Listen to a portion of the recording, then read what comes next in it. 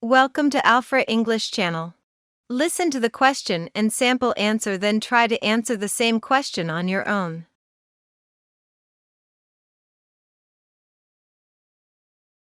Do you ever take a gift when you visit someone in their home? Yes, I most often buy a gift on such an occasion.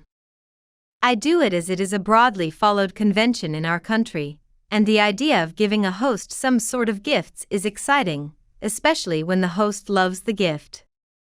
Besides, it's a token of appreciation and a good gesture as a guest.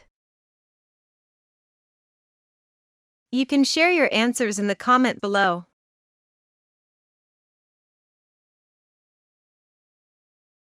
Do not forget to like, subscribe and share this video.